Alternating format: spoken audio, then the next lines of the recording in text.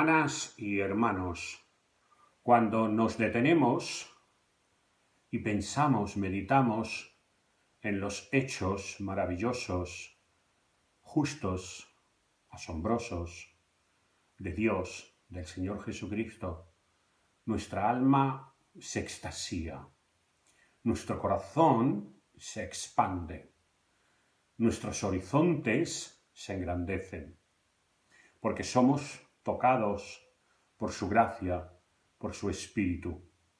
Somos el pueblo de Dios, que vive en la esperanza, en la llegada final de su reino.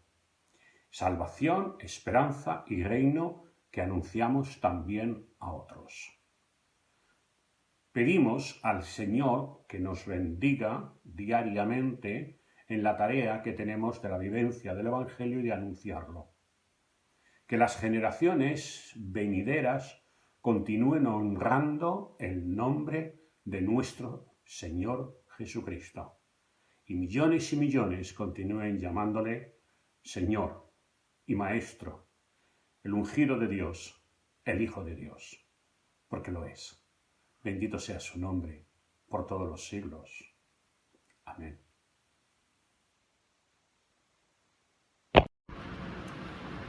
Convocatoria de alabanza. A pesar de las dificultades, nuestros antepasados se animaron a soñar los sueños de Dios. Alabemos al Señor por los sueños de esperanza. Te pedimos que lo vuelvas a hacer, Señor, que sueñes grandes sueños hoy a través de nosotros. Alabemos al Señor por los sueños de nuestra generación. Dios invisible, te pedimos que te hagas visible hoy a través de nuestra fe. Alabemos al Señor por los sueños de nuestra fe.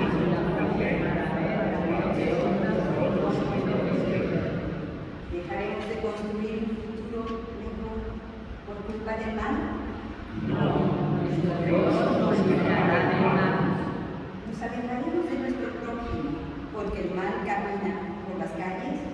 No, dejarás de ser en tu maldad. Ven ahora, Señor, y cumple tus sueños en nosotros. Amén. Lectura en el libro de Ezequiel, capítulo 18, versículo del 25 al 28. Y si dijereis, ¿no es recto el camino del Señor? Oíd ahora, casa de Israel. ¿No es recto mi camino? ¿No son vuestros caminos torcidos? Apartándose el justo de su justicia y haciendo iniquidad, él morirá por ello. Por la iniquidad que hizo, morirá. Y apartándose el impío de su impiedad que hizo, y haciendo según el derecho de la justicia, hará vivir su alma, porque miró y se apartó de todas sus transgresiones que había cometido. De cierto vivirá, no morirá. Amén. Lectura del Evangelio según San Mateo, capítulo 21, verso 28 a 32. Pero, ¿qué os parece? Un hombre tenía 2 hijos y acercándose al primero le dijo: Hijo, ve hoy a trabajar en mi viña. Respondiendo él, dijo: No quiero. Pero después, arrepentido fue. Y acercándose al otro, le dijo de la misma manera. Y respondiendo él, dijo: Sí, Señor, voy. Y no fue. ¿Cuál de los 2 hizo la voluntad de su padre? Dijeron ellos: El primero. Jesús les dijo: De cierto os digo que los publicanos y las rameras van delante de vosotros al reino de Dios. Porque vino a vosotros Juan en camino de justicia y no le creísteis, pero los publicanos y las rameras le creyeron. Y vosotros, viendo esto, no os arrepentisteis después para creerle. Amén. Amén. Queridos hermanos, queridas hermanas, el reino de Dios es la manifestación de la gracia divina y se entra en él precisamente por su gracia. Por eso los pecadores, las prostitutas, arrepentidos, van al camino de la salvación delante de los religiosos legalistas. Esto es lo que nos ha tratado de enseñar Jesús en una parábola dirigida precisamente a los sacerdotes y a los escribas allí, en Jerusalén. Y lo ha contado mediante una parábola de un padre que tenía 2 hijos. Y a uno le dice que vaya a trabajar a la viña, a un primero. Y dice que sí, pero no va, no hace, no vive, no cumple con la voluntad de aquel que le envía. Otro hijo, un segundo digamos, primero dice que no va. Pero después piensa, recapacita, se arrepiente y decide ir. Jesús preguntó, ¿cuál creéis que hizo la voluntad del Padre que los enviaba? Después les explicará quiénes son en representación aquellos que están significados por el segundo hijo. Ellos, los sacerdotes y los escribas, entendieron que Jesús se estaba refiriendo a ellos, identificándoles en sus actitudes y en sus acciones con aquel primer hijo que dijo que iría, pero no fue, porque no estaban haciendo la voluntad del Padre. Sí, lo que tenemos es, por un lado, el que siempre está hablando de cosas religiosas, habla de Dios incluso, habla de las cosas de la fe, de la doctrina, a veces de la sana doctrina, tiene religión, pero no tiene un seguimiento a Jesús auténtico, firme, decidido y comprometido. Podríamos decir también una fe auténtica, que no solo dice, sino que hace. Por ello, el énfasis en la parábola cae en aquellos que son descritos, llamados pecadores y prostitutas, que al final se dejan llenar por la gracia de Dios, que están abiertos a ella, siendo así ellos los que toman la iniciativa en el reino de Dios.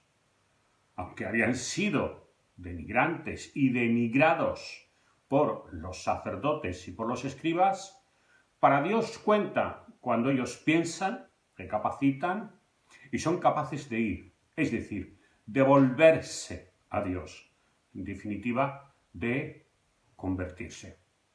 De esta manera queda claramente expuesto por Jesús que lo que nos hace gratos ante Dios no es lo que se dice, sino la fe que actúa, la fe que se mueve, la respuesta afirmativa a vivir, a hacer la voluntad de Dios, a participar en la salvación que Jesús trae, cosa a la cual los sacerdotes y los escribas se niegan persistentemente, aquellos en Jerusalén. Realmente nosotros procedemos de una tradición que nos hace pensar que lo que agrada a Dios es la ortodoxia de nuestro pensamiento. De ahí tantos esfuerzos por transmitir esa ortodoxia de pensamiento a los demás, pensando que el seguimiento a Jesús, que la vida cristiana vivida, interiorizada, es decir, conversión a Jesús, seguimiento a Jesús, vendrá de manera automática y que la vida, por lo tanto, cristiana será algo automático.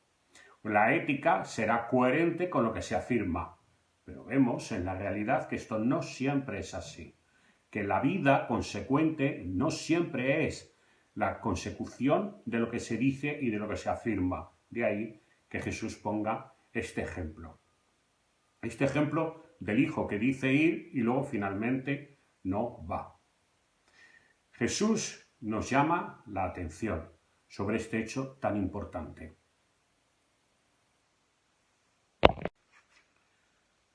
Sí, Jesús nos acentúa este hecho tan importante.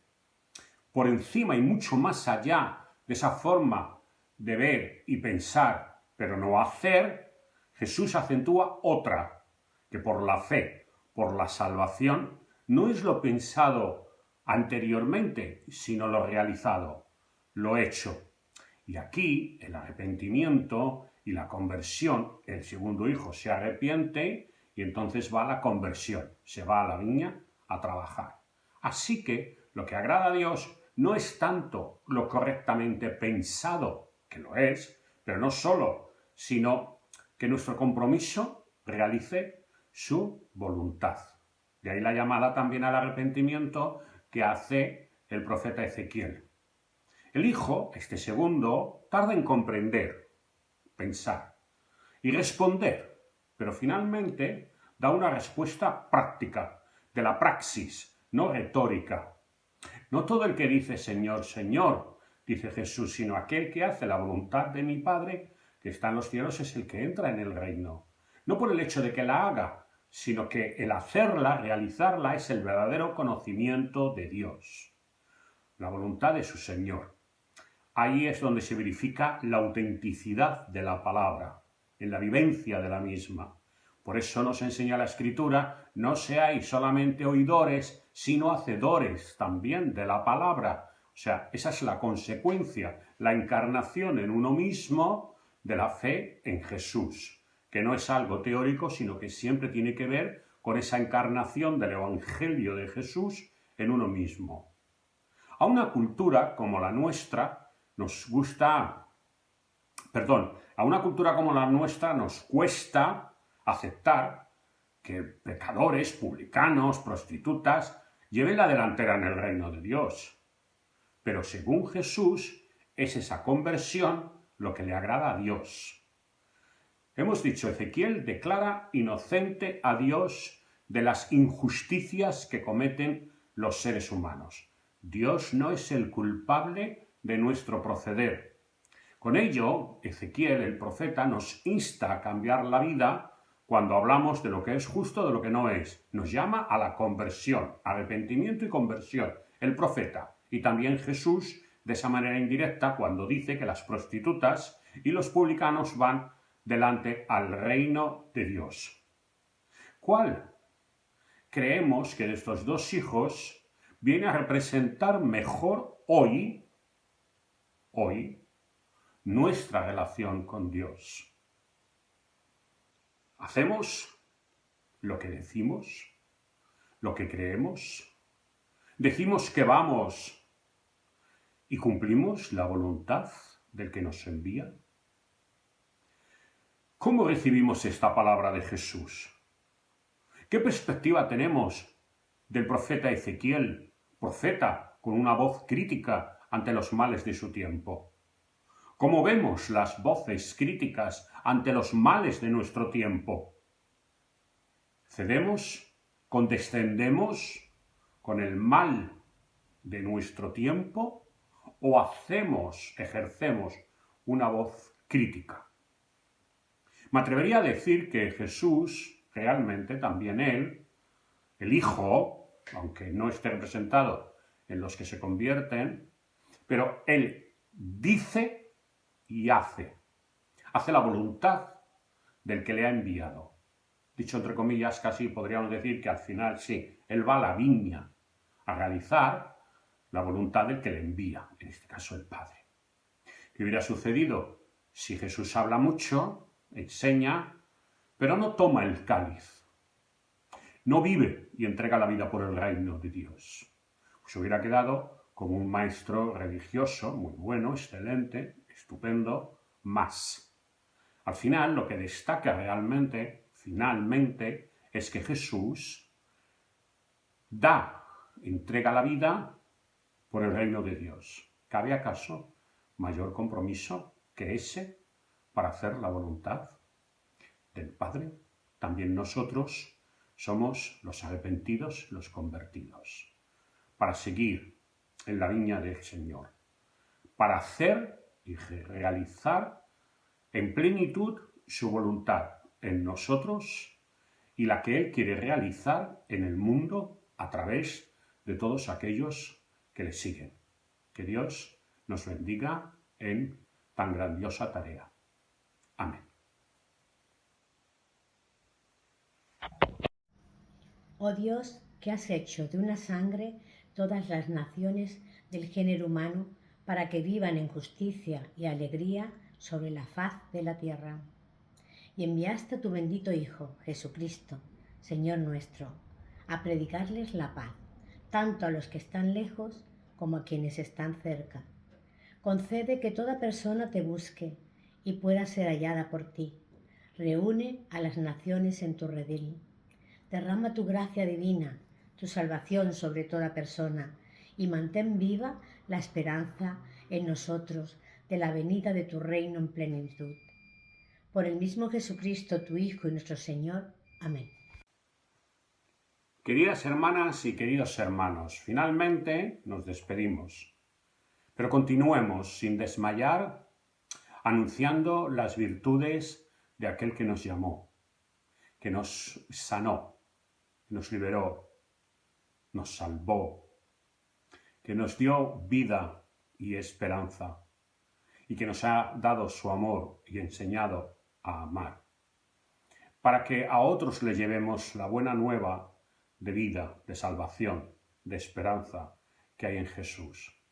Que el Espíritu de Dios trace surcos de paz en nosotros, entre nosotros y entre los pueblos y entre las naciones, y que los seres humanos, en lugar de vivir en el egoísmo, en el individualismo, cada vez más vivamos y vivan en la solidaridad, en compartir la tierra, la ciudad, el mundo, la fe, la iglesia, la vecindad con sus semejantes, con todos, para que todos vivamos una plenitud de vida bendecida por Dios. Que Él nos lleve a todos, después que nos ha acogido, nos lleve en sus brazos, caminando siempre con Él y detrás, en pos de Él. El Señor Jesucristo nos bendiga. Amén.